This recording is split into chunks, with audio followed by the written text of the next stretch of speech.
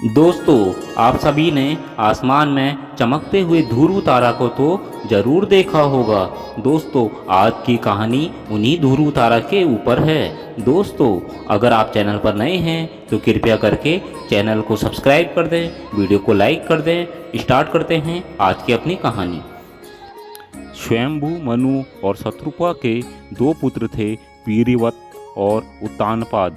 उत्तानपाद की सुनीति और सुरुचि नामक दो पत्नियां थीं। राजा उत्तानपाद को सुनीति से ध्रुव और सुरुचि से उत्तम नामक दो पुत्र उत्पन्न हुए थे। यद्यपि सुनीति बड़ी रानी थी, परंतु उत्तानपाद का प्रेम सुरुचि के प्रति अधिक था।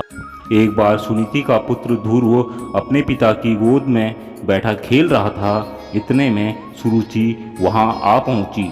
ध्रुव को उत्तानपाद की गोद में खेलते देख उसका पारा सातवें आसमान पर जा पहुंचा।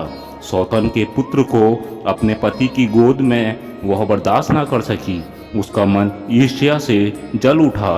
उसने झपट कर बालक ध्रुव को राजा की गोद से खींच लिया और अपने पुत्र उत्तम को उसकी गोद में बिठा दिया तथा बालक ध्रुव से बोली, अरे मूर्ख, राजा की गोद में वही बालक बैठ सकता है जो मेरी कोख से उत्पन्न हुआ हो।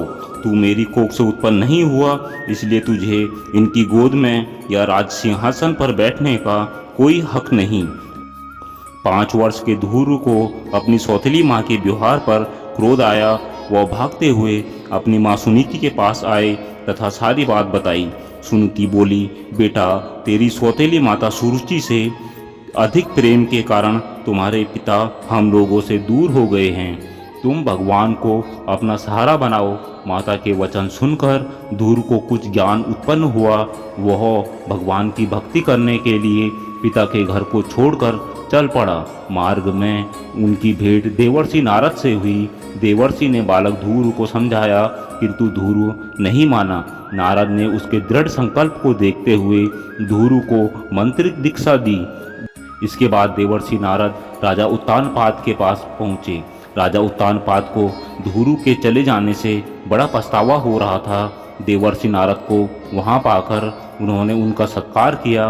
देवर्षि ने राजा को ढाढ़स बधाया कि भगवान उनके रक्षक हैं।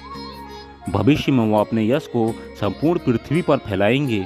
उनके प्रभाव से आपकी कीर्ति इस संसार में फैलेगी। नारद जी के इन शब्दों से राजा उत्तानपाद को कुछ तसल्ली हुई। उधर बालक ध्रुव यमुना के तट पर जा पहुँचे तथा देवर्षि नारद से मिले हुए मंत्र से भगवान नारायण की तपस्या आरंभ कर दी। तपस्या करते हुए ध्रुव को अनेक प्रकार की समस्या आई, परंतु वह अपने संकल्प पर अडिग रहे। उनका मनोबल विचलित नहीं हुआ। उनके तप का तेज तीनों लोकों में फैलने लगा। ओम नमो भगवते वासुदेवाय की ध्वनि बैकुंठ में भी गूंज उठी। तब भगवान नारायण भी योग निद्रा से उठ बैठे। ध्रुव की इस अवस्था में तप करते हुए देख नारायण प्रसन्न हो गए तथा उन्हें दर्शन देने के लिए प्रकट हो गए। नारायण बोले, हे राजकुमार, तुम्हारी समस्त इच्छाएं पूर्ण होंगी।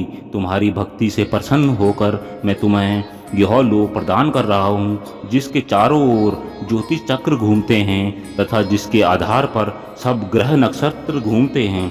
प्रलय काल में भी जिसका कभी नाश नहीं होता। सप्तर्षि भी नक्षत्रों के साथ जिसकी प्रदक्षिणा करते हैं। तुम्हारे नाम पर वह लोक ध्रुव लोक कहलाएगा। इस लोक में 36 सहस्र वर्ष तक तुम पृथ्वी पर शासन करोगे।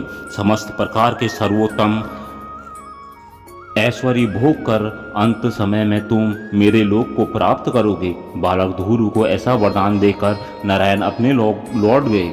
नारायण के वरदान स्वरूप ध्रुव समय पाकर ध्रुव तारा बन गए, जिन्हें आज भी हम आकाश में जगमगाता हुआ देखते हैं।